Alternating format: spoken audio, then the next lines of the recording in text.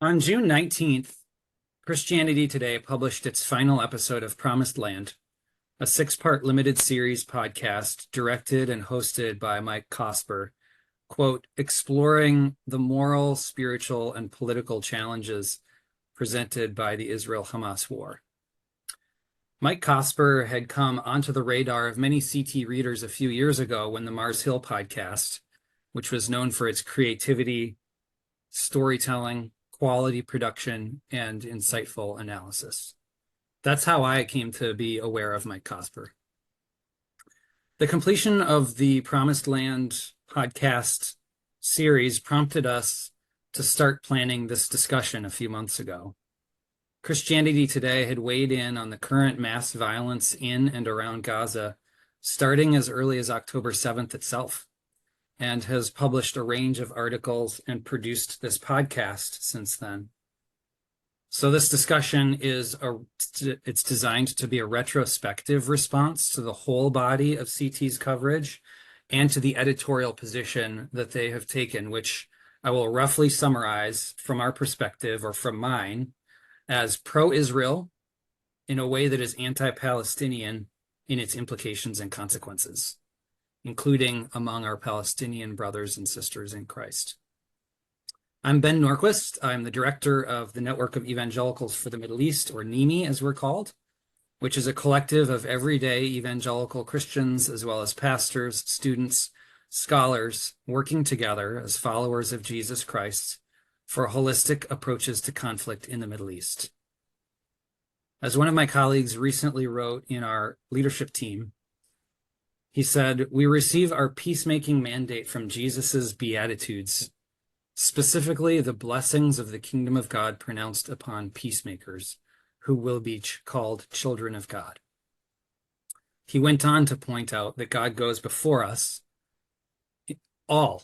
He goes before all of us in peacemaking by making peace with us first, before asking us to make peace with others. That is the burning core of NEME. This evangelical centering on the gospel of peace should make us deeply resistant to justifications for violence. I am joined today by some really remarkable people who are going to help us have this conversation, and I'd like to introduce each one at a time and give them each a chance as well to fill in a few details about who they are and how they're approaching this conversation. So let's start with Daniel Benora, who is a Palestinian theologian from Bethlehem and a PhD candidate in Quranic studies at the University of Notre Dame. His research focuses on the redaction of the Quran, Syriac in late antiquity, Christian-Muslim relations, and Palestinian theology. Daniel is a member of the organizing committee of the Christ at the Checkpoint Conference and is also a co-host of Across the Divide, a podcast that provides space for thoughtful conversations about Palestine, Israel, through the lens of faith and peacemaking. And I know that he's also an expert ultimate Frisbee player and captain. So welcome, Daniel. Thanks, Ben. It's good to be with all of you. So briefly, I'll just introduce myself. Besides what Ben just shared, so I am from Bethlehem. I grew up I was born during the first Palestinian uprising, the first Intifada, and then I lived as a teenager under the second Intifada, the second uprising in the early 2000s. All my life, myself as a Palestinian Christian and as part of the large Palestinian population, we've dealt with the Israeli occupation in all of its ugly manifestations in our lives, whether it's the loss of our land.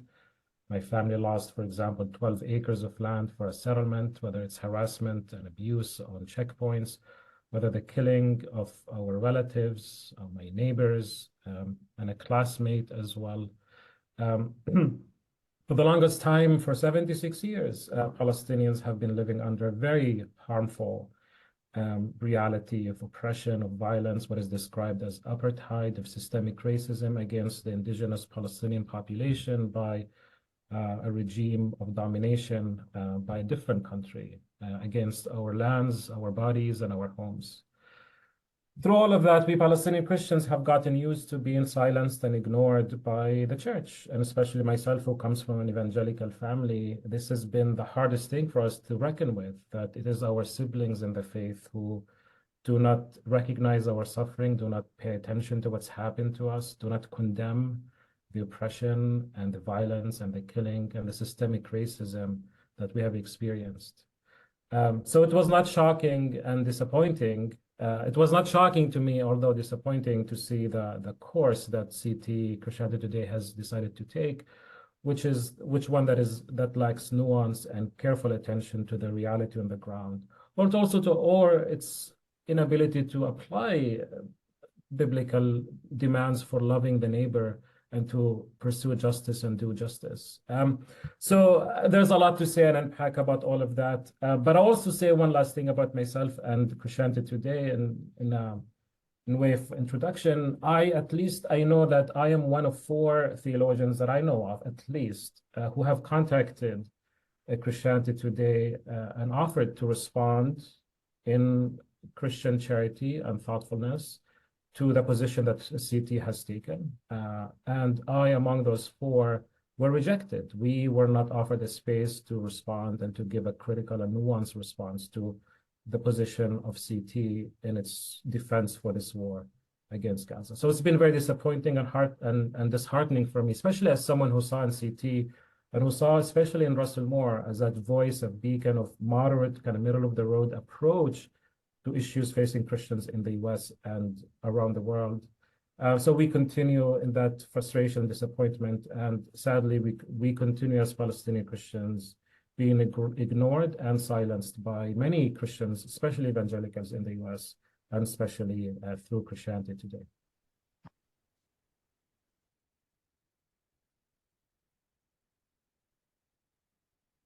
You're muted, Ben. How embarrassing. Thank you very much, Daniel. I want to introduce Dr. Beth Severson next. Dr. Severson earned her PhD in Intercultural Studies at Trinity Evangelical Divinity School. She's the former associate professor and director of the Youth and Christian Ministries Studies program at North Park University and former denominational director of evangelism for the Evangelical Covenant Church. Recently, Beth served as Ambassador Warren Clark Fellow for Churches for Middle East Peace. She currently serves on the board of publication for ASM, the American Society of Missiology, and Beth is President Emeritus of the Academy for Evangelism and Theological Education. As well, she's Vice President of the Great Commission Research Network, and Beth's current primary research is on Palestinian Christian young adults and their faith engagement in contexts of discrimination, violence, trauma, and war. Beth is centered in evangelicalism and has a long and favorable history with Christianity Today. Beth, how did you come to your engagement with Israel-Palestine, and what is your connection to CT? Well, thank you for having me. And as an evangelical Christian, I have always respected Christianity Today. Like many of you, I have personal friends and colleagues who have worked or are currently working for CT.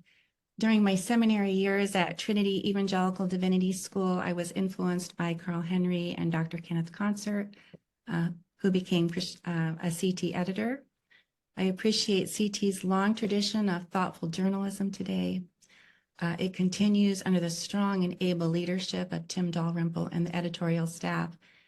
And as the new website states, CT seeks to elevate stories of the kingdom of God and foster a church more faithful to Christ. As both a missiologist and a practical theologian, I am all in on CT's mission and vision. CT has played a vital role in shaping evangelical thought in the US and worldwide.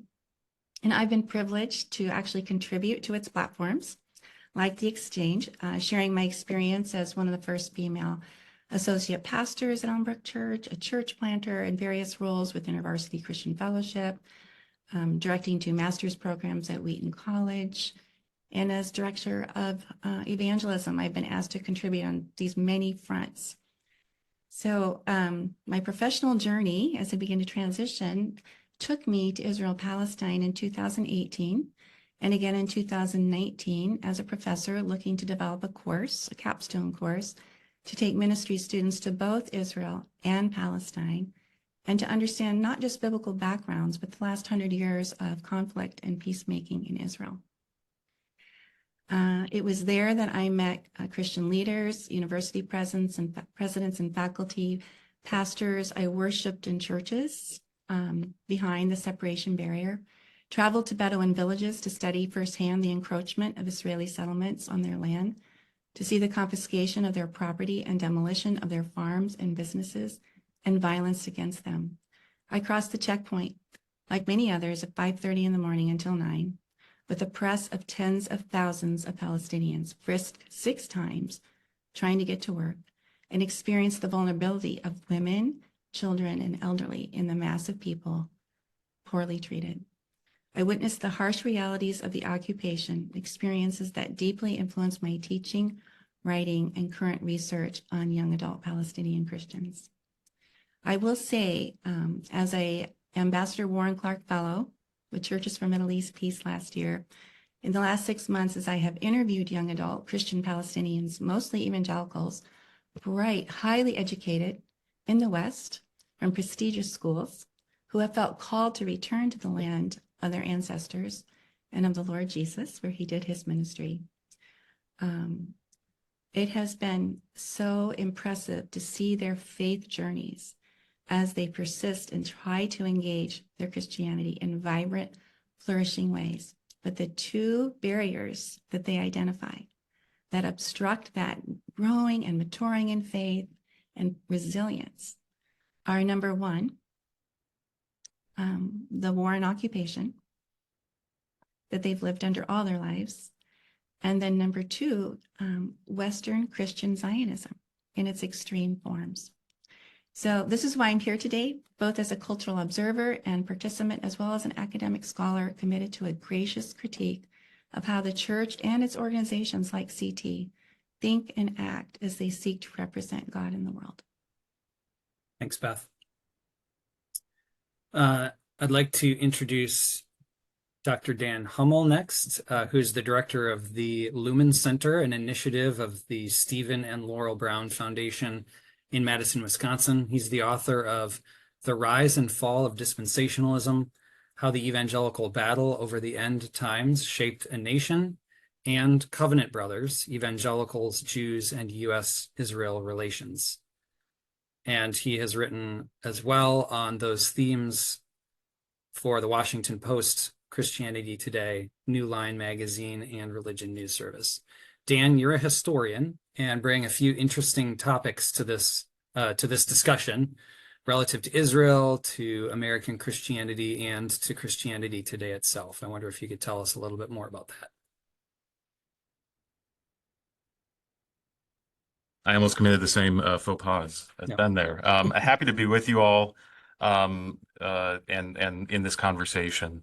Yes, I'm a scholar of American evangelicalism, of U.S.-Israel relations. I'm also an evangelical myself. I grew up a missionary kid, was sort of in the evangelical culture from a young age. We were probably, as a family, more Moody Monthly readers than we were Christianity Today readers, but those distinctions don't mean much to the outside, but they mean something to the inside, maybe.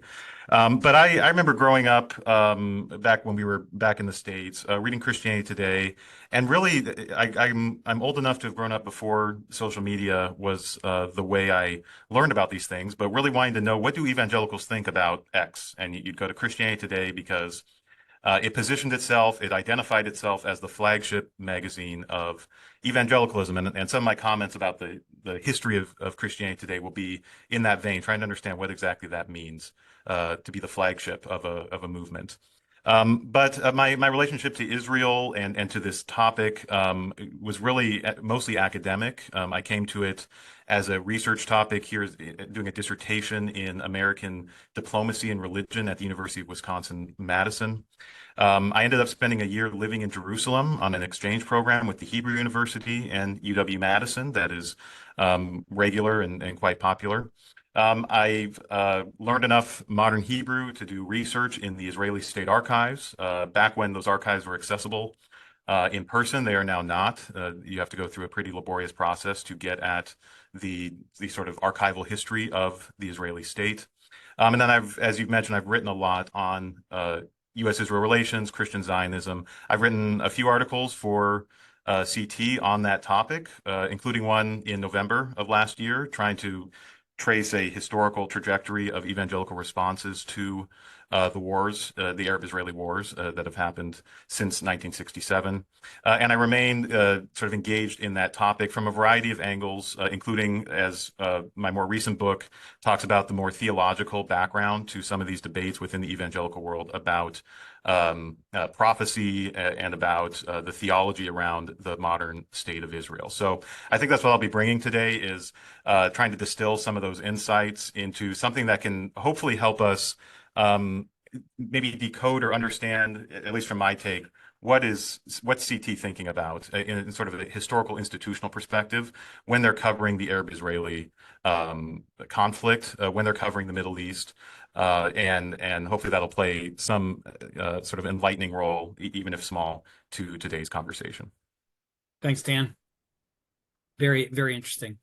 And finally, Preston Sprinkle is a biblical scholar, speaker, podcaster, a New York Times bestselling author. He's the co-founder and president of the Center for Faith, Sexuality, and Gender. Preston earned a PhD in New Testament from Aberdeen University in Scotland, and he's taught theology at Cedarville University, Nottingham University, and Eternity Bible College. But when he grows up, his dream is to move to a tropical island and become a professional surfer. So he says that his surfing skills are sketchy at best, though. Preston, tell us a little bit more about your interaction with Israel, Palestine, and Christianity today over the last year. You included that last part of my bio. That's funny. I did. I did.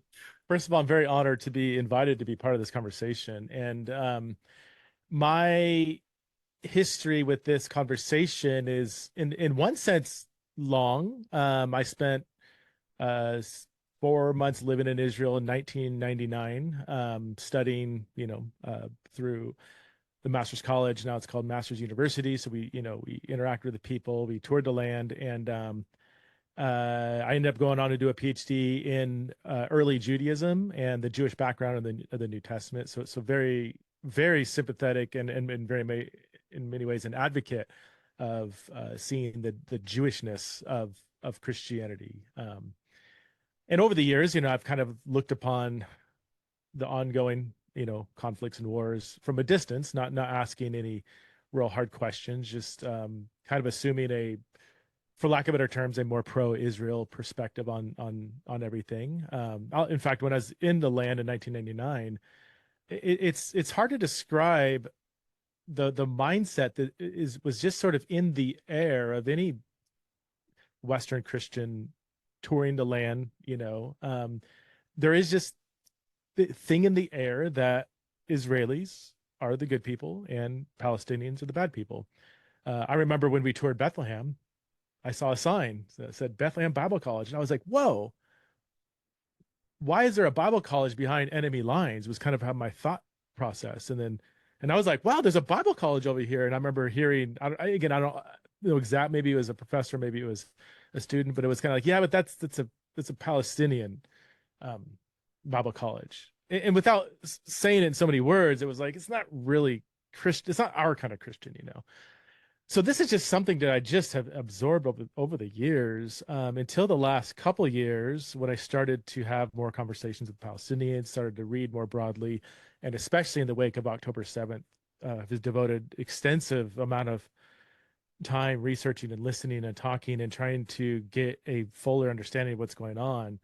And I would say I'm on a journey, but I have very much shifted my thinking in terms of the good people and bad people and kind of the political narrative that I feel like I've been fed for most of my life. I've had many conversations with Palestinian Christians over the last 6 to 8 months, especially. I've really tried to get a more fuller understanding of what's going on. And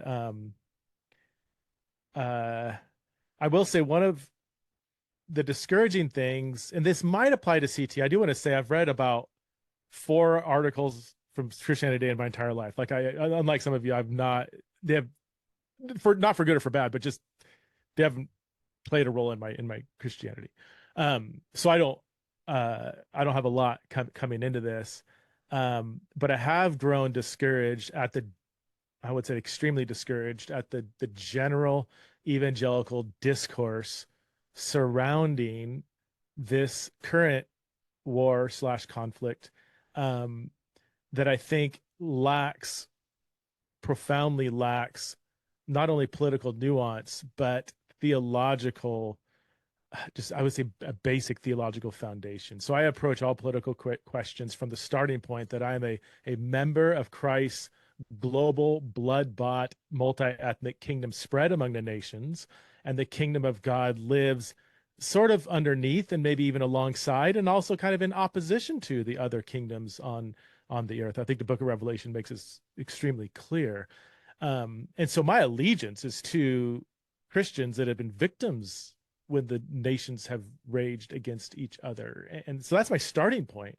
And to see the general Christian discourse take a starting point with a pre-commitment to an ally of this current nation that those of us in America are living under, to me, that's just a theologically, I would say, bizarre starting point.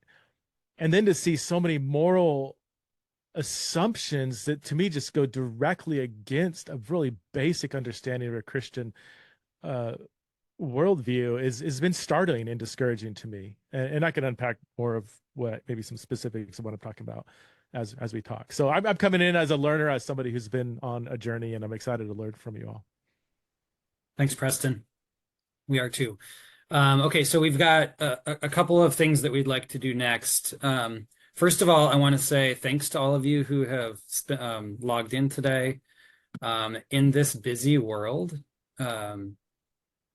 we show what we really value by what we give our attention to and what we spend our time on. And so I just want to pause and just say thank you for logging in today. And thanks to our panelists. I think I personally am very excited about this conversation because of who we have involved as panelists.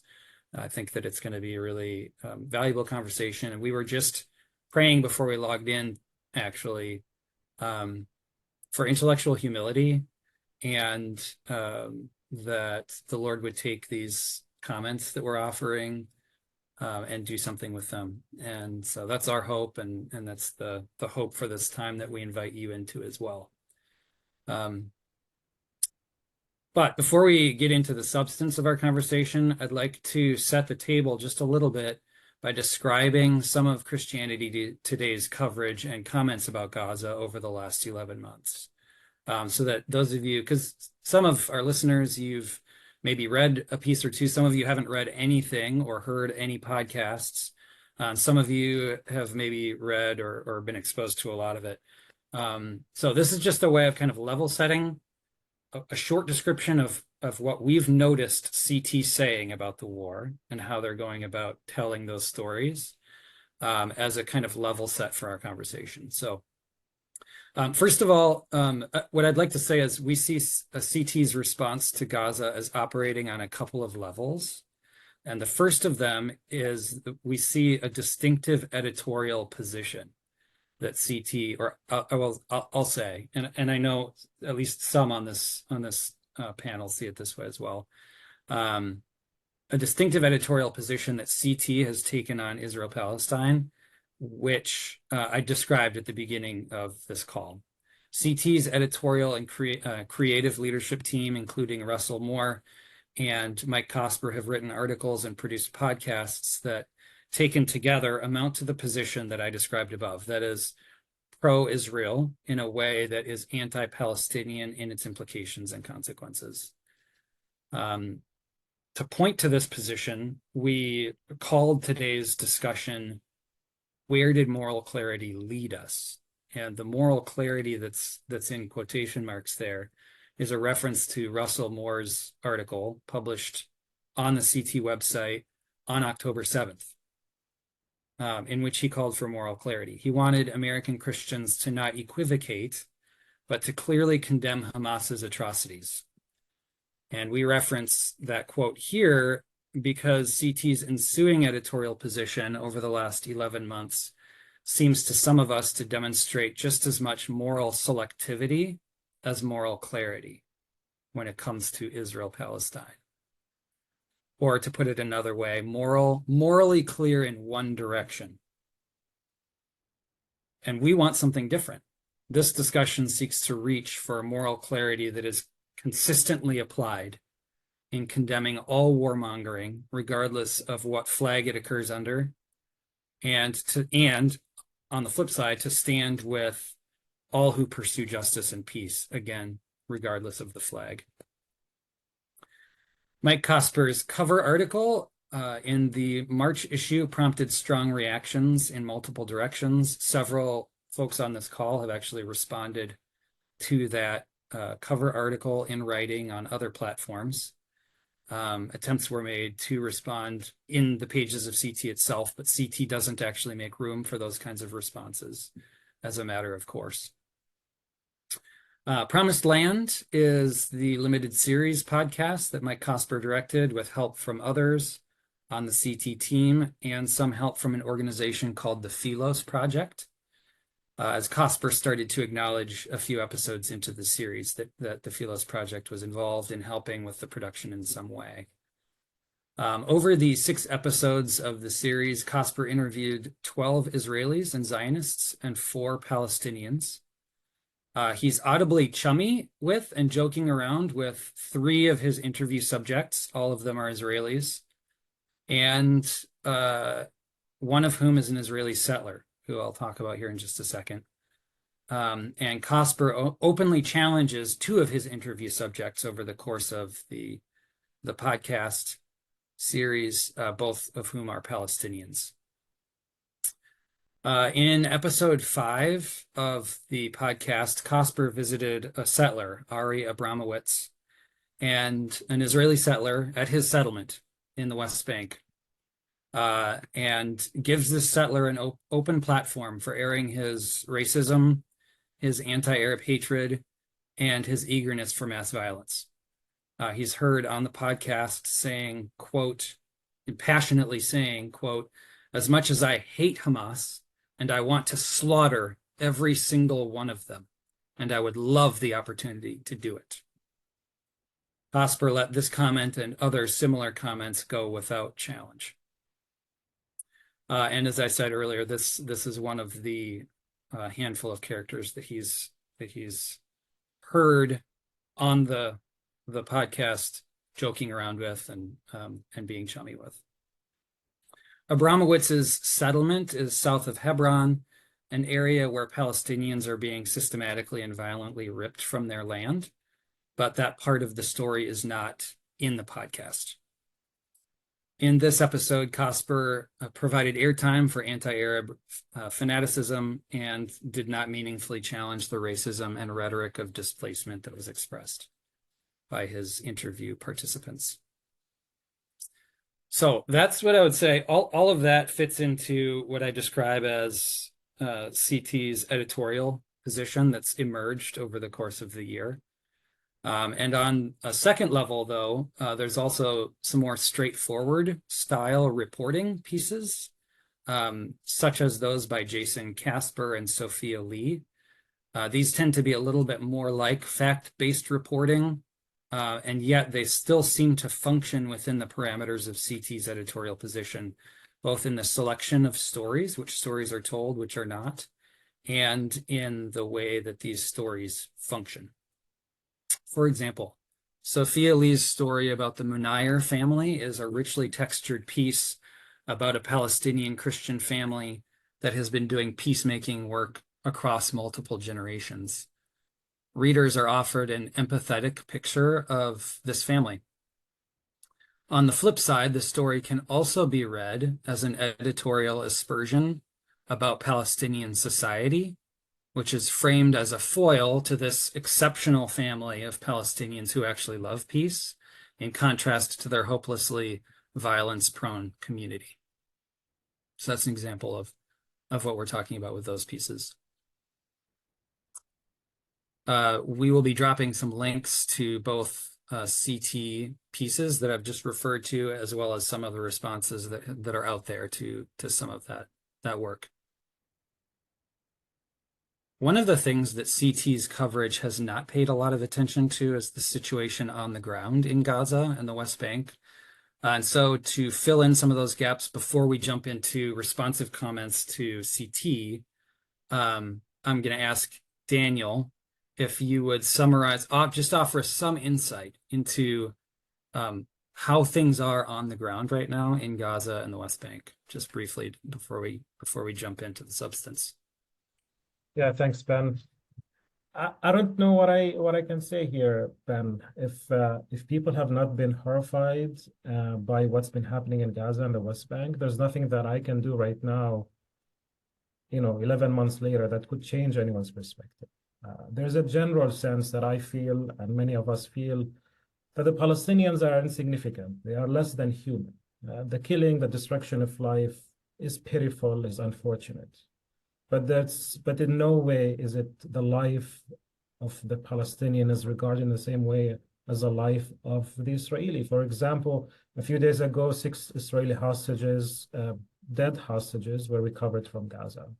Aside from the conversation whether they were killed by Hamas or whether, like other hostages, were killed by Israeli strikes on Gaza, you see their pictures plastered everywhere. They're young and beautiful and smiling and wonderful people and innocent people, right, who shouldn't have been killed.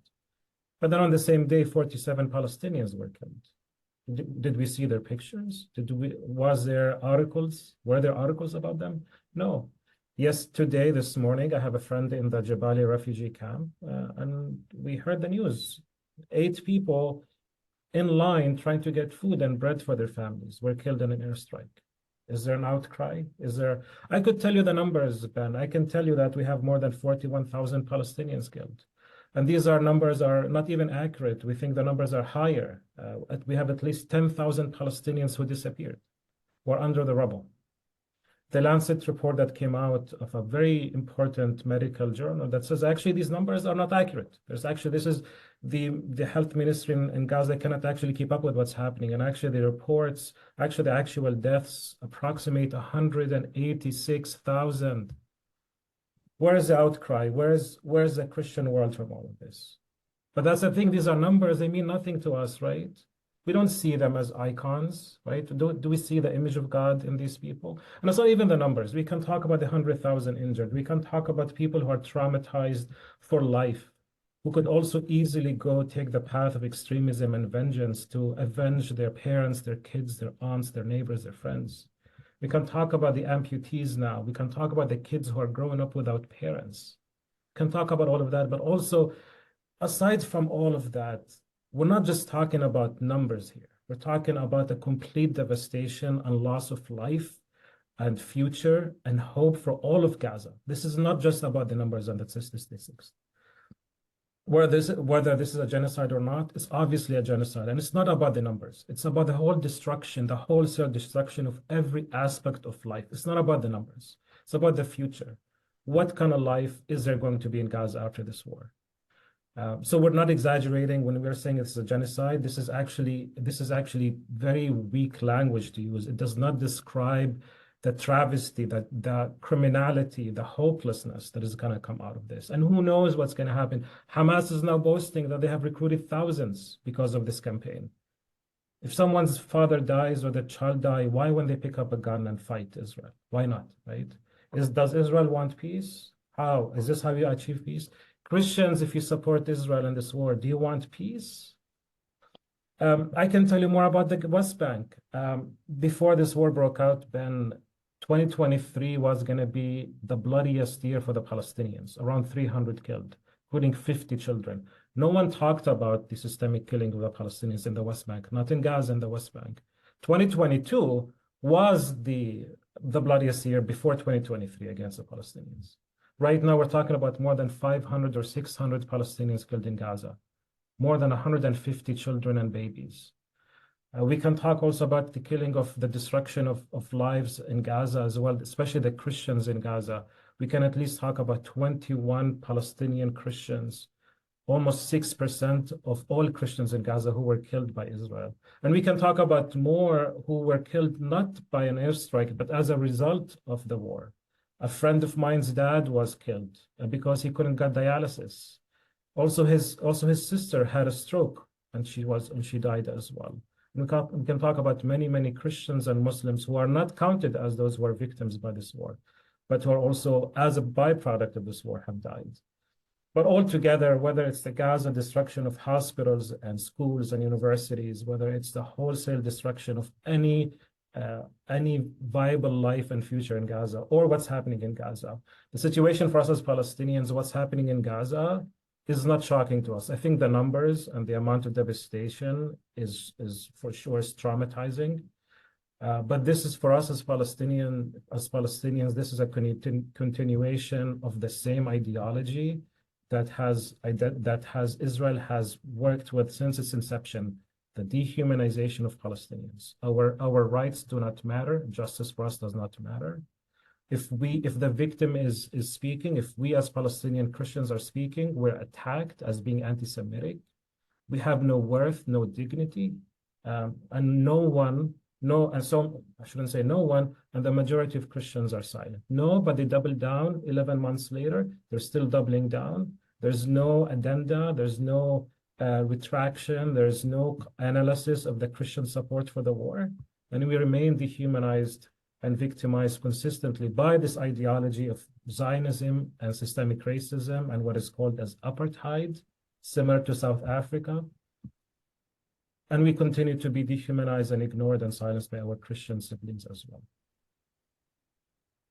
Thanks, Daniel. Deeply appreciate that. For listeners, I invite you to keep Daniel's words in the back of your mind as we have this conversation about how CT has narrated the events of the last 11 months. And so let's begin. But before we do, I want to invite listeners, each of you, to submit a question. I would love one question from each of you. So as you're listening to this conversation and your question pops into mind, or you formulate a new question, if you could go down to the bottom of your window to the Q&A button and open that up and submit your question real time as it occurs to you. We'll just let those accumulate, and then we'll get to discussing some of your questions here in a little bit. Beth, I'd like to start with you. I'd like you to share from your perspective, what are you noticing as you were reading CT's coverage and looking at what they're saying, at what they've missed? I think I'd like to begin also with that, and that saying I applaud that CT really longs for moral clarity. I think we all do in Israel and Palestine. As far as elsewhere, moral clarity is valuable. And they've tried to identify evil for their readers. And I think that desire is also admirable. Who doesn't long for that? But I'd like to give a framework for what I'm about to say, and that would be turning to Proverbs 18:17. The first to present their case seems right until another comes forward and questions them or presents their own case or an opposing case. And it reminds us that every case, every narrative, every story has more than one side. And in Israel, Palestine, we know that we have multiple narratives, multiple peoples struggling to live in the Holy Land. And I think the question we must ask is, have we really heard another side, the other side? Has CT presented equally? Much of the evangelical church has a long history of appreciation for the state of Israel, a theology of empathy toward Israel, and has identified and aligned with Israel, the state of Israel. And we've heard that clearly from Christianity Today. The fact is they presented the first side. But the question is, have evangelicals heard another evangelical story, another narrative from our Palestinian Christian brothers and sisters in Christ who are living within this severe persecution? So I think there's huge value in CT having a conversation they've not had. It's a privilege to hear another side, particularly interviewing and having conversations with Palestinian Christians, both those with Israeli citizenship and those without. And I think the consequence, at least for me personally, in having these conversations from relatively unheard voices, is there is greater moral clarity, identifying the Palestinian Christian story, and also beginning to understand that they have been experiencing evil for such a long time. While I deeply appreciate CT, I am longing and looking for respectful coverage. And I won't take a lot of time, but just to name a few of the holes and gaps in their reporting and coverage. And I would also plead, why do we need to go to other news agencies to find out what's happening instead of hearing from CT? Where are the interviews with evangelical Christian leaders and the voices of university presidents and faculties from institutions like Bethlehem Bible College that was mentioned, Nazareth Evangelical, Dar al-Khalima? Where are the voices of pastors and pastor theologians shepherding believers through a war and an occupation that has lasted since 1967? Among Christians calling for U.S. intervention, why is CT silent about these marginalized voices? Where are the writings of contemporary Palestinian Christians, especially the last 30 years of evangelical Palestinian theology and biblical interpretation? And why aren't they featured or reviewed? Where are the voices of young Palestinian evangelicals, highly educated, as I mentioned before, and the voices of women among Palestinian Christians? Again, why do we need to turn to other news outlets to find out what is happening with Palestinian Christians on the ground?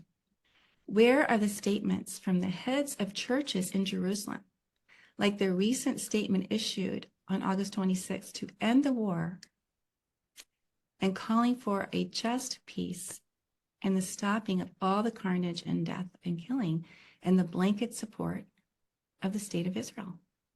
Why are we not reading that among evangelical, this amazing guiding light we've had for tens of years?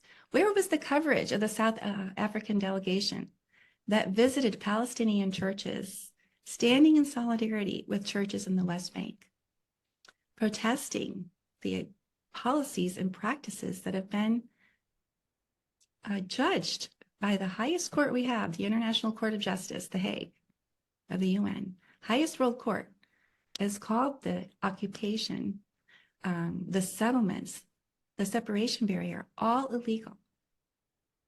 Where is that coverage and that reporting? I think I can stop there. There's no way I can list them all, but I think just there are countless gaps. Thanks, Beth. Beth, you published a response to Mike Kaspers' cover article as well.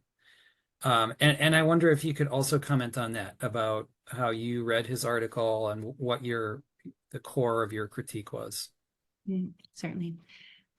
Mike Kaspers' article was published February 19th on the evil ideology behind October 7th. My response was redefining support, a new perspective for Western Christians on the crisis in Gaza.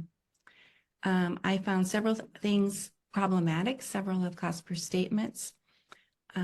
One is he mislabels Palestinian evangelicals as anti-Semitic. He misunderstands Palestinian contextual evangelical theology and biblical interpretation. And I'll just say, for those who are not familiar with the article, there's a nativity scene that's displayed in the Evangelical Christmas Lutheran Church in Bethlehem. I actually was attending the service online. It's a beautifully, uniquely, artistically crafted depiction of the infant Lord Jesus wrapped in a keffiyeh, lying under the Gazan rubble. And Kasper unjustly labels this imagery and the reference made to the Lord Jesus under the Gazan rubble by Palestinian pastors as anti-Semitic, misleading his readers. It's not only untruthful, but it shows a lack of unbiased research. The keffiyeh, when used by Palestinian Christians, symbolizes solidarity with innocent Gazans and peaceful resistance, not anti-Semitism. The academic literature supports that the keffiyeh today is used as a symbol of solidarity and support. And we know that it long predates the Bedouin Palestinian culture, long predates Palestinian struggles for independence. And Kaspers kind of relates it to symbols of the PLO.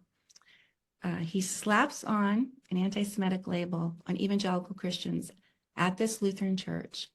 And he's not only misinformed, but very uncharitable and damaging, and erases legitimate cultural significance. So by conflating criticism of Israel, he'll say if you're criticizing Israel, you're pretty much anti-Semitic. He's shifting attention away from the indiscriminate violence we see daily by the IDF. While Hamas's actions are completely indefensible, they do not justify the evil violence against civilians. So let's speak with moral clarity. Innocent people should not pay the price for the actions of Hamas. I'll pause there. I wrote more, but I want to be very sensitive to our time and everyone else sharing today. That's great. I also wanted to ask you for maybe some of your top level observations coming out of the research that you're doing, which is just, it seems like it's such important research, and research that evangelicals should deeply appreciate, about faith formation and faith persistence among Palestinian youth who are, in the uniquely challenging context that they're growing up in. Yes. And part of my doing this research was in response to the silence of the evangelical church and organizations like CT. The title of the primary research that I've been doing is Exploring Young Adult Faith in Christ, Engagement of that Faith, Growth and Persistence Amidst Suffering and Violence, really a study on Palestinian Christian context. So young people, Palestinian Arab Christians, some Palestinian Arab Christian Israelis, for whom Christianity is an identity marker. It's a minority marker for those with a green ID and a state where identity determines your citizenship, your political rights, your rights extending even to marriage and access to your own property and roads and land, even your property improvements. Your water privileges are less than Israelis. Your movement is restricted. You could see the holy sites in Jerusalem from Bethlehem, but you can't leave. Your movement is so restricted. So thinking about just some of that, how do young adults from ages of 20 to 32 or 33, how does their faith, how do they engage it in the midst of such conflict and discrimination and violence and generational trauma? They are traumatized, and generations of their family are traumatized. So I'm just trying to kind of paint the background for the questions that I asked. What can the global church learn from Palestinian Christians who are faithful, and for young adults who feel called to staying and remaining in the Holy Land when they've actually been out, many of them, during their education 4 to 6 years or longer, return, when they have other opportunities? Sense Jesus calling them to return to bear witness to the kingdom of God, and to bear witness to their neighbors. That's the sad thing. One of the major key findings was not only is the occupation so obstructive to growth in Christ and vibrancy in that and flourishing, but so is this Western influence of Christian Zionism. Not every Jew is even a Zionist, but there's this almost extreme hyper Christian Zionism. And please understand, I'm not against Israel. And I think that's one thing that I would say with CT. They've made it an either or. You can hold in tension, thinking Israel and Palestine should both have the right to self-determination and to security and to peace and to the land. That's not one or the other. And as a believer, as an evangelical believer, we can hope for the best for both and work towards that peace. But anyway, to think about how young adult Palestinians are processing what's happening, not only the occupation, but this Western influence, to see their own friends and church members they've hosted, church families they've hosted from the West on social media, pouring thousands of dollars into Israeli efforts, then I'm not sure every evangelical understands how damaging that is to a Christian Palestinian, to any Palestinian, but to our brothers and sisters and our family in Christ Jesus. We are adding layers of persecution on to what they're doing without an understanding. So that means we have an incredible opportunity to reverse that by listening, by asking questions, by spending time. And CT could lead the way for us. The kind of research I've been doing, I think, why aren't they doing this? Why aren't they asking these kinds of questions? What causes your faith to flourish in the midst of persecution and suffering? What can we learn from you? What are the barriers and obstacles? What are the obstacles for those mentoring you that are coming alongside, nurturing your faith? They're going through these same things you are. What would you like the global church to know about your situation? I wish those questions were coming from CT. And I hope that there will be a reversal in reporting and that the gaps and holes will be filled.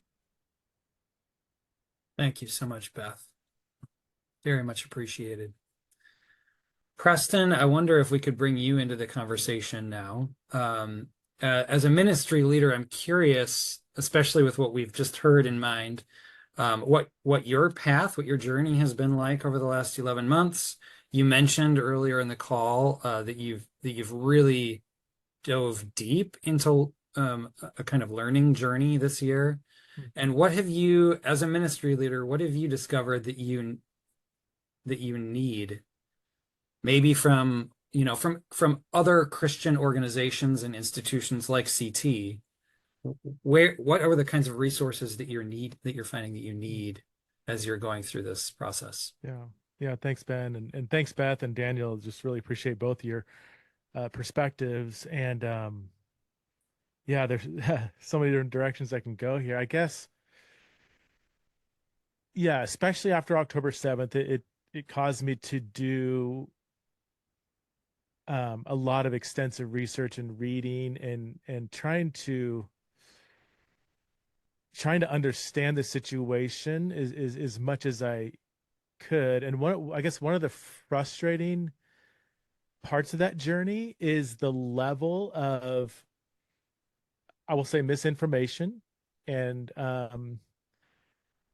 for me, it was largely when I revisited my, for lack of better terms, more pro-Israel perspective coming into it.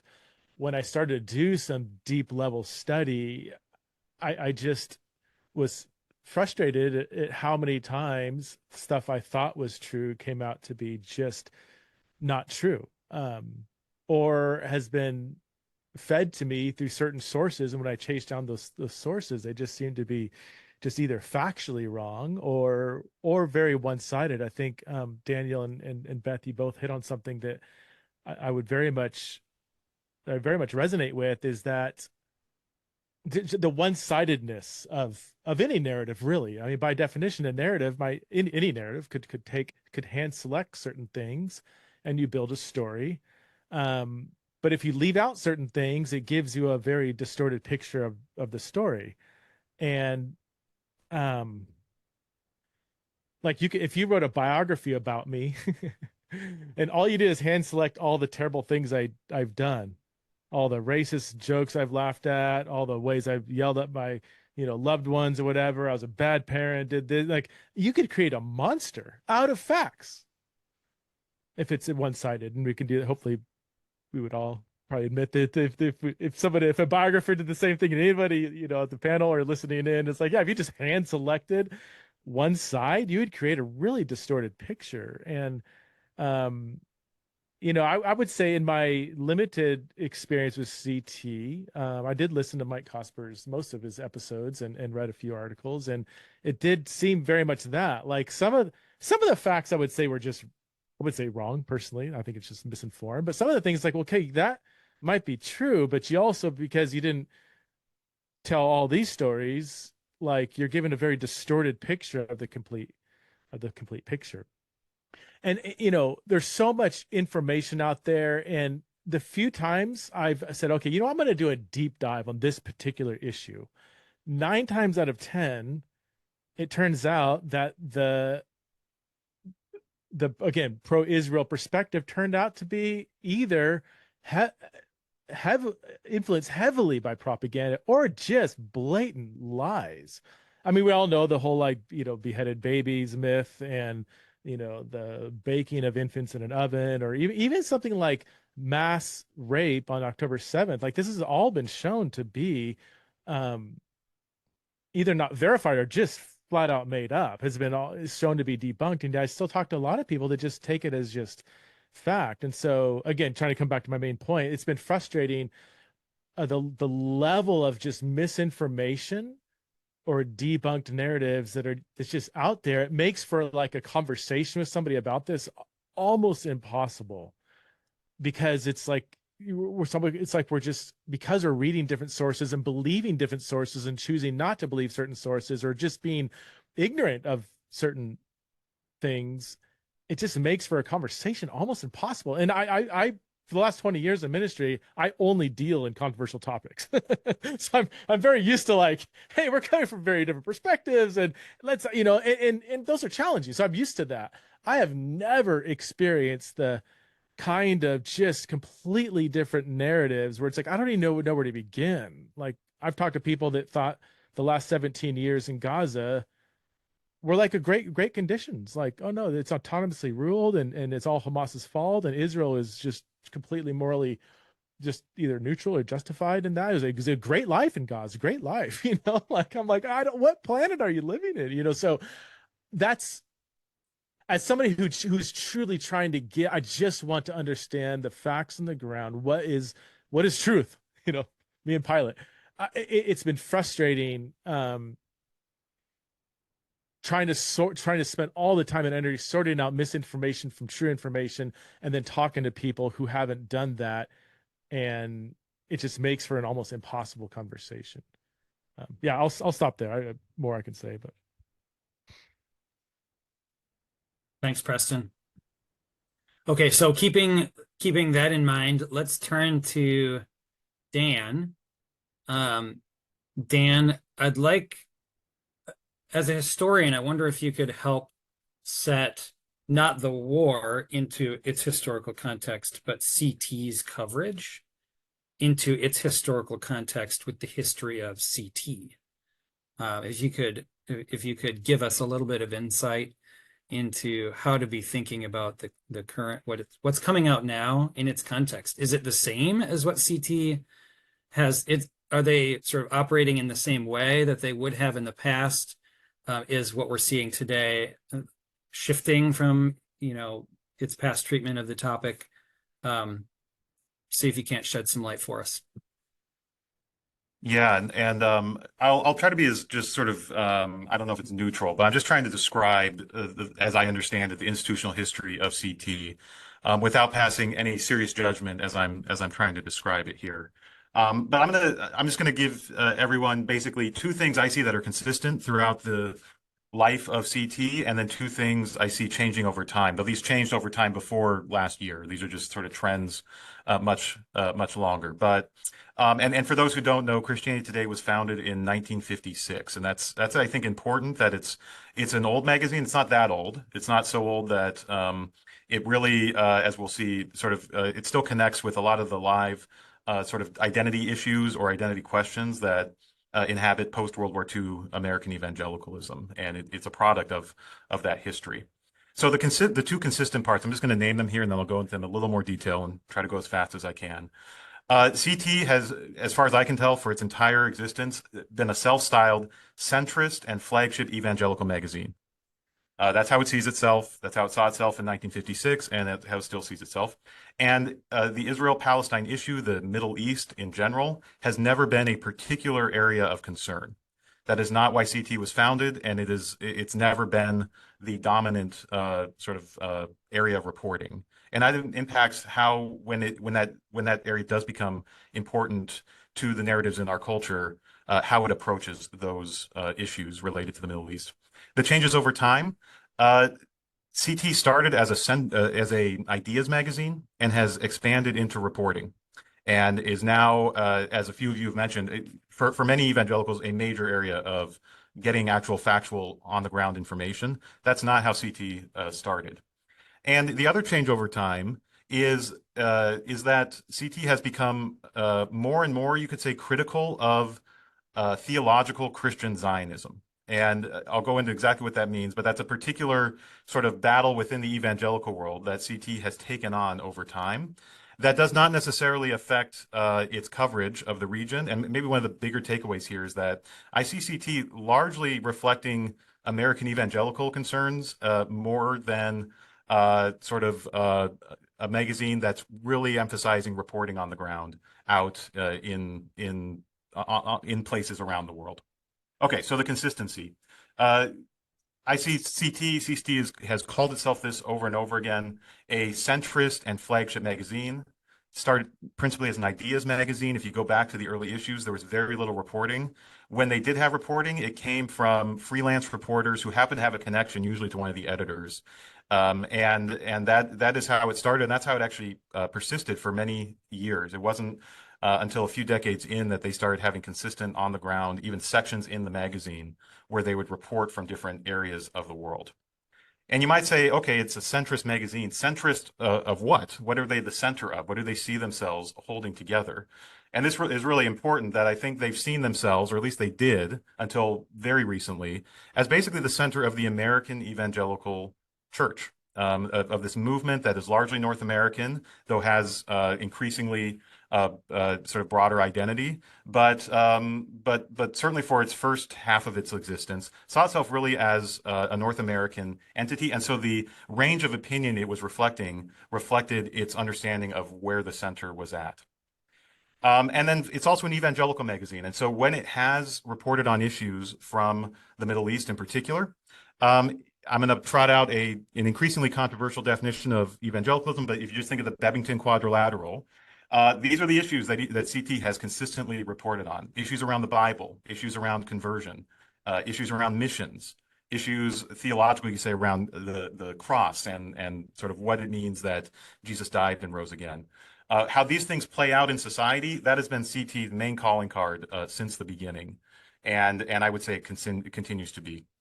Also on the consistent front, Israel-Palestine fits into much larger narratives of region and globe that are much more in line with what CT tends to cover. And so Israel-Palestine has always been covered relative to broader trends that rather than a more like a special concern. So if it was the Cold War, if it was decolonization, if it was post-Holocaust Jewish-Christian relations, these were often where mentions of Israel and the theology around Israel were found in a CT magazine.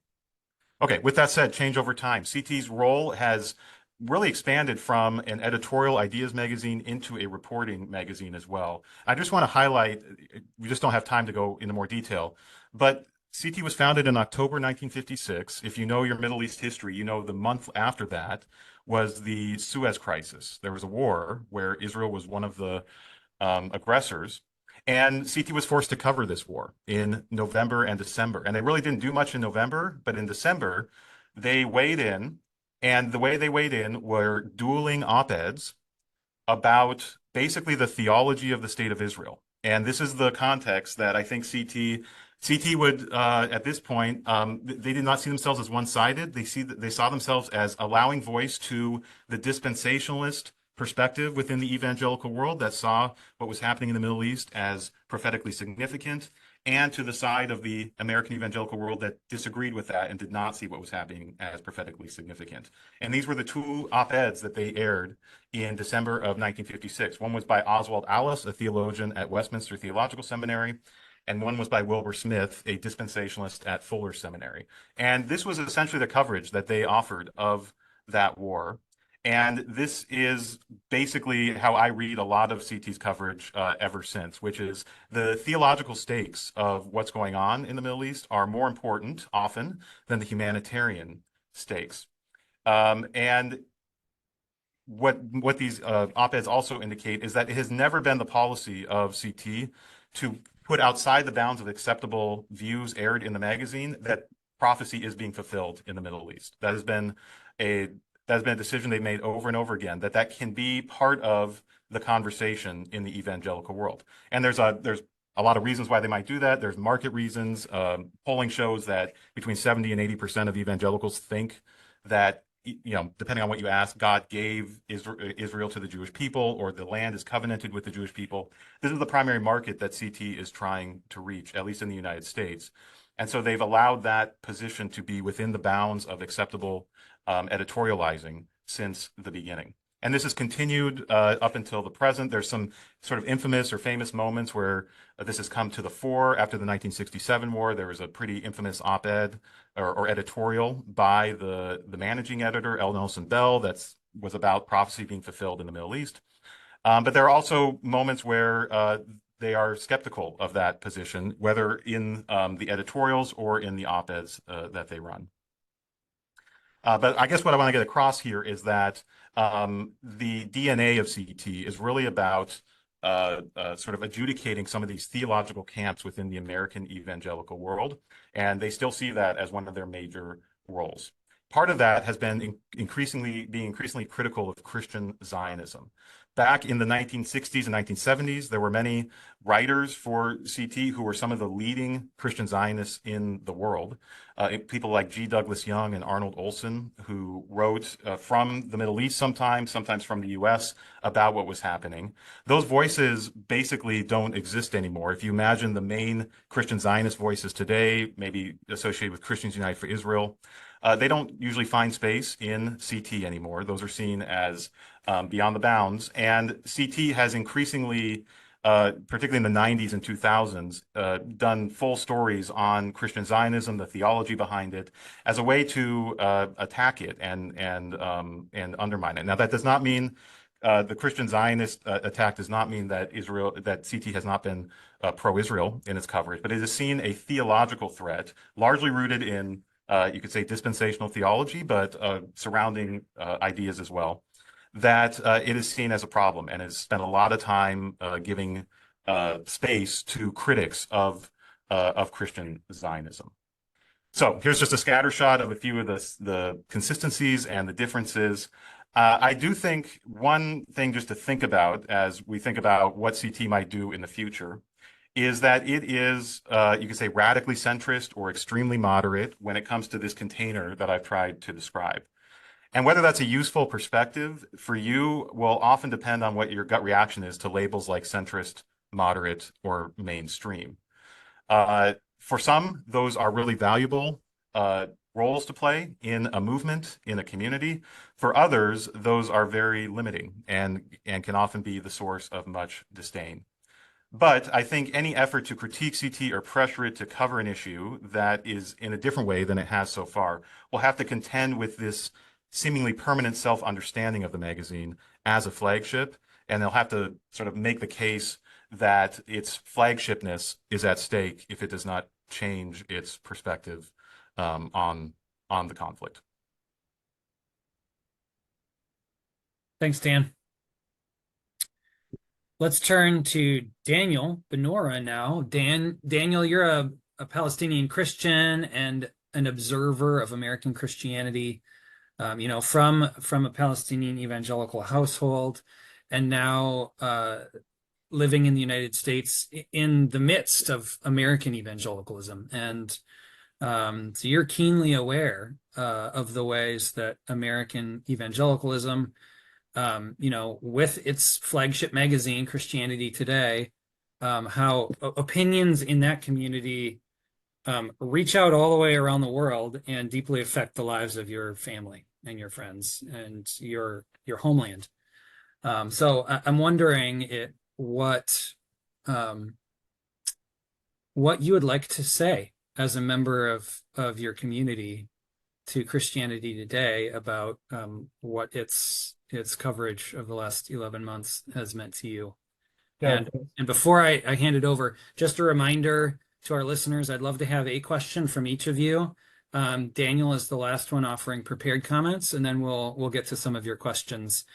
Don't put them in the chat, put them in the Q&A. You'll find the Q&A button across the bottom of your window. Daniel. Yeah, thanks, Ben. Like Preston, I wasn't heavily involved or shaped by CT just by the fact that I'm not American or I grew up in Palestine. So it didn't play a role in my theology. At the same time, for the longest time, I appreciated Russell Moore. I think the position that he's taken against racism is super commendable and necessary for the church, for the evangelical church. Standing up to the Southern Baptist Convention was commendable and powerful. I came to know Mike Kaspers through his podcast on Mark Driscoll and the abuse of the church of Marcel against its people, and even Mark Driscoll's abuse of the elders in his church. So there's that sense of affinity because I am someone as a Palestinian who also understands systemic racism as someone who faces it. So when I see Russell Moore standing up against the established church in solidarity with Black Christians and Blacks in the US, I feel an affinity towards Russell Moore. When I see Mike Kaspers advocating for and being in solidarity with those who are abused by the church, I'm in solidarity. I'm with Mike Kaspers because I can identify with those who are abused in the church and those who are abused by theologies, by Christian Zionism, because I'm one who is abused by these theologies and by these churches. So that's why this is so heartbreaking and disappointing, because these were the people in the American evangelical church that I saw in them an example of what it means to be prophetic and to be courageous and to follow Christ up and against a culture of exclusion and violence and hatred and culture wars. So understandably, my position right now is super cynical and super critical, and I loved Beth's kind of even-handed response, appreciation of CT. Sadly, I do not have that. It's mostly because I'm hurt, and we Palestinian Christians are hurt and feel very abused and hurt by our siblings in the faith.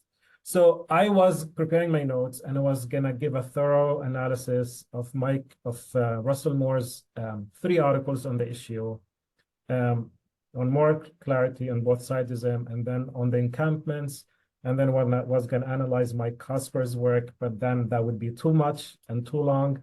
So I'm just gonna identify 3 things that I noticed in CT's position, especially through Russell Moore and Mike Kaspers' writings. And kind of give my own kind of critique, Palestinian Christian critique.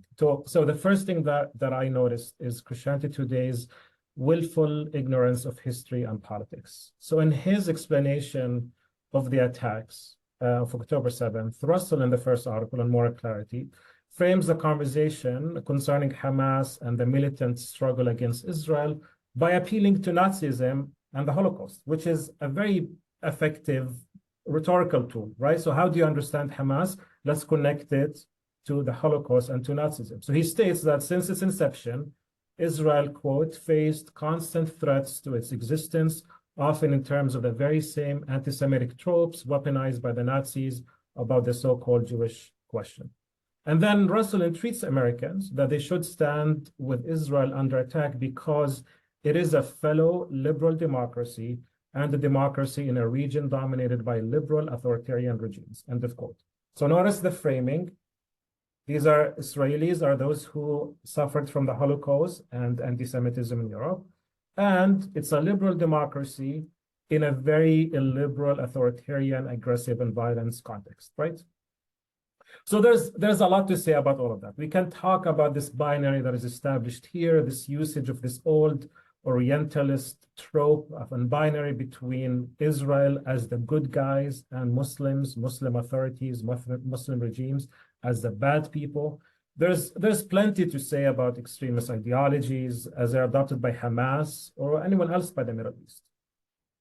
We also need to discuss terrorism and how this term has been used to dehumanize people and justify the murder of innocents, of wives, of children, of parents, in the name of self-defense. This term of terrorism, I think, is very problematic for us as Palestinians. And we see it in American history of the savage, the terrorists that we can kill, whether it's the Native American, whether it's the Black slave, whether it's the Jew in Europe, whether it's the Palestinian. These are the savages, the terrorists that have no humanity, right? No due process, no human rights, no protection, because they're savages. So you can kill the so-called terrorists, and it's okay if you kill their wives and their children and their parents and so on and so forth. So we have to talk about that, which I think Russell Moore is comfortable dealing with.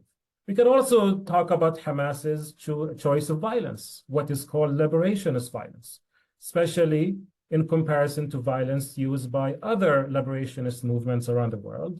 For example, the Muslim Algerians against the French colonialists, or Hindu violence against the British, or Christian liberationist violence, as we saw, for example, in the ANC in South Africa, where Mandela was a terrorist. Or we can talk about the violence of Black Christian slavers in the US, or the Christian abolitionists who saw in the Haiti revolt, the Haitian slave revolt, as an example for them to also use violence against innocent white slavers and innocent women and children as well. So there's a conversation about violence and the use of violence by Hamas and how that ties into Islam, but also into other movements that found in violence as a legitimate reason to respond to oppression and violence. Now, the Palestinian Christian position about all of that is very clear. There's no justification for violence.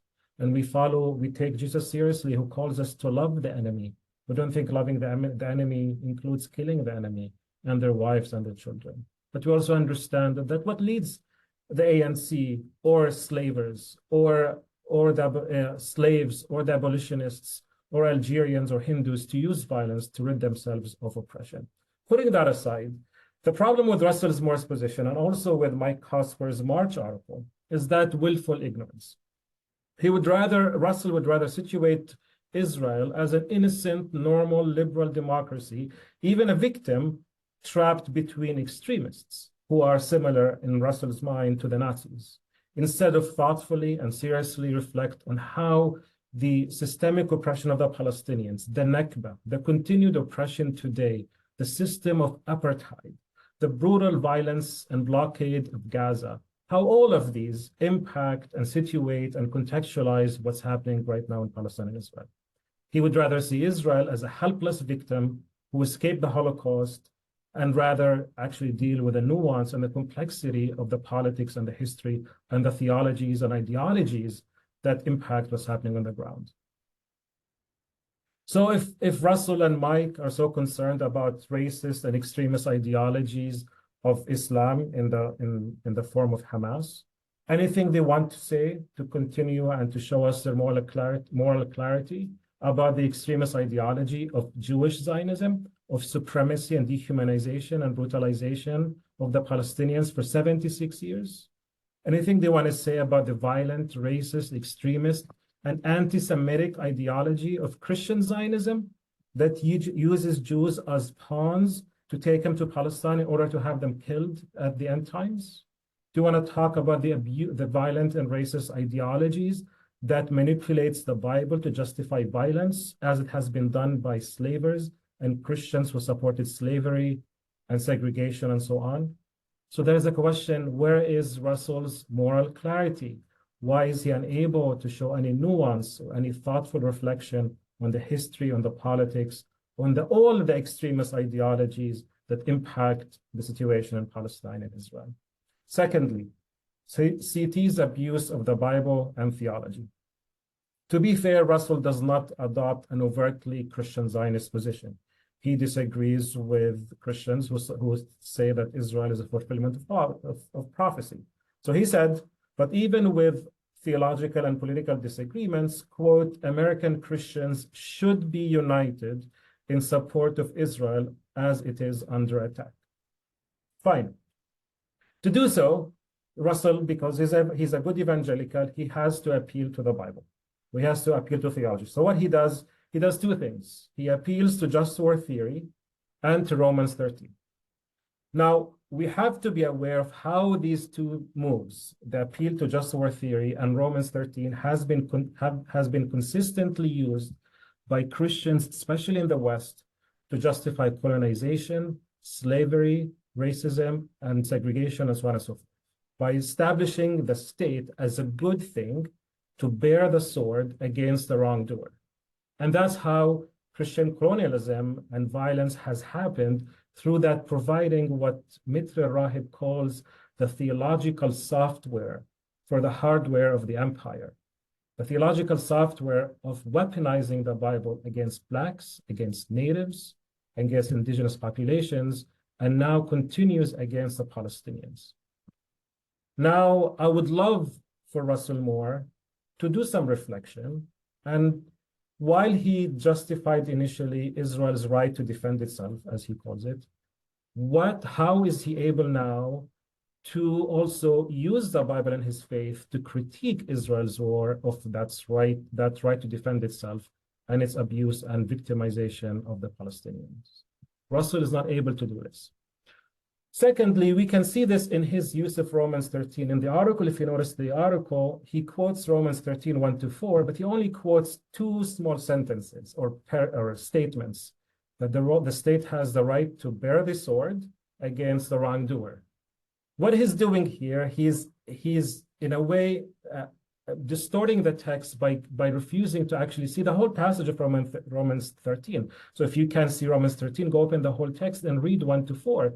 For it says that the state is God's servant for your good. But if you do wrong, be afraid. For rulers do not bear the sword for no reason. Now, me as a Palestinian, and anyone who's an objective analyst of what's happening in Palestine for the last 76 years, would say that Israel has never been a servant for the good of the Palestinians. So how can you distort Paul here, weaponize Paul, to say, because of the way I read Romans 13, therefore it is okay to wage war? And that's not what Paul is doing. And this is, again, the weaponization of the Bible that has been done historically by many Christians, that is now done again by Russell Moore. Most significantly for me, as an evangelical, who grounds myself, I ground my faith and my theology in Jesus, I gotta ask, where's Jesus in Russell's analysis? Why doesn't he quote Jesus, for example, I don't know, Sermon on the Mount, when he responds to what's happening in Gaza and Palestine? What about peace? Does Russell think, what does he think about peacemaking? He doesn't. By the way, he emphasizes two things in this article: the support, the unconditional, uncritical support for this war, and to pray for peace. But is that it? Are Christians only supposed to support violence and war and only pray? By the way, this is the flip side of the argument used by Hamas. They pray and they support violence. The only difference between Russell Moore and Hamas is that he's using the Bible to justify that, and Hamas uses its own theology to justify what it's doing. Both of them are operating in justifying violence in the name of religion. In 2023, Russell Moore, just before the war, published the book, Losing Our Religion, an altar call to evangelical America. And he narrates there that whenever he talks to MAGA Christians, to conservative Christians who support Trump, and he quotes the Beatitudes to them, to pursue, to be peacemakers, to love your enemies, to be merciful, MAGA Christians would respond to him and say, that is weakness. We don't believe in this anymore. But then I gotta ask, does Russell Moore think loving your enemy is also weakness? Does he think that making peace is weakness? Does he think that those who thirst and hunger for justice, for righteousness, is also an act of weakness? He says this book is an altar call for evangelical America. Does Russell Moore also need to respond to that altar call as well? Third point, CT's double standards. There's a very clear double standard, and dare I say, and I'm sorry, hypocrisy. Russell Moore began his first article with a graphic description of imagery of fire raining down from the skies, of families, Israeli families, grieving the kidnapping and murder of their loved ones. After which he states that, quote, American Christians should pray for peace with a moral clarity to recognize Israel's right to defend itself. So he begins this with this imagery of fire raining down from the skies. We got to ask, hey, Russell, have you seen the imagery of fire raining down from the skies on Gaza? Have you seen the Palestinian families grieving the kidnapping and murder of their loved ones? Have you seen the footage of limbs of Palestinian babies collected in plastic bags? Have you heard of Hind Rajab, the 6-year-old girl who was murdered along with her family members and the 2 paramedics who were killed as they were trying to rescue her? Has Russell said anything about the murder of at least 21 Christians in Gaza, sheltering in churches? your siblings in the faith? Has he said anything about the mass destruction of life in Gaza, the killing of more than 40,000, most of whom are women and children? Anything to say about the genocide and the utter devastation, famine, trauma, disease that are now rampant in Gaza? Any moral clarity in condemning the rape of Palestinian prisoners by the Israeli military forces, or the kidnapping of Palestinians, of thousands of Palestinians today without due process? Russell wrote that any of us are quite willing to call Israel when we believe it is acting wrongly, end of quote. Okay, Russell, you are willing to call out Israel. What have you done, Russell? Have you called out Israel on its ethnic cleansing of the Palestinians, of the ethnic cleansing of Christian Palestinians from their villages and farms and churches in 1948? Has he called out Israel on a systemic racism and regime of apartheid against Palestinians? Has he condemned the checkpoints, the segregation wall, the demolition of homes, abuse and killing of prisoners in Israeli jails, land confiscations, the blockade of Gaza, the rampage of settlers in the West Bank, the kidnapping of innocents, the killing and murder of many Palestinians, including, for example, the Christian journalist Shireen Abu Akleh?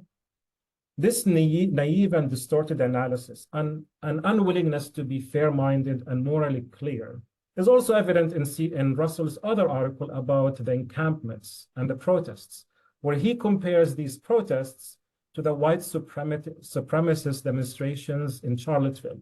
He thinks that the protesters worried about being doxxed or attacked by Zionists who enter the camp are similar to the racist white Christians chanting, "You will never replace us, Jews will not replace us." So Russell thinks that these spaces of beautiful resistance, of challenging violence and power, of student righteous protest against universities profiting from war and whitewashing Israeli crimes, that these interfaith liberated communities organized by Black, white, brown folks, run by Muslims, Jews, and Christians, where Seder meals are had, where Shabbat services are held, alongside with the breaking of the Ramadan fast, all of these are comparable to demonstrations by white Christian supremacists. These double standards, this prejudice, are also evident in Mike Kaspers' reporting on the war. I don't have a lot of time here.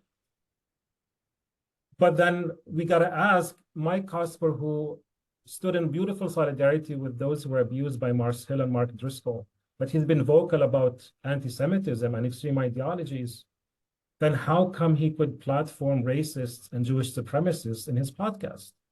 Why does he ignore the trauma and abuse and mass killing and the devastation of Palestinians? How can he be against anti-Semitism, but at the same time comfortable using racist tropes against Palestinians? How is it okay to be against one kind of racism and bigotry and hatred, but then peddle in a different kind of racism, hatred, and bigotry? Why is Mike unable to tell more truthful stories? Sadly, Mike Kaspers and Russell's Moore's position, and I see this with a broken heart as a Palestinian evangelical, their position towards Palestinians isn't different from the position of wonderful, well-meaning, decent, Bible-believing Christians throughout history who turned a blind eye to racism, to slavery, to apartheid, to segregation against Blacks in the US. The same weaponizing of the Bible, the same dehumanization of others. Sadly, so many Christians, so many evangelicals in the US have not learned the lessons of the past. I'll conclude.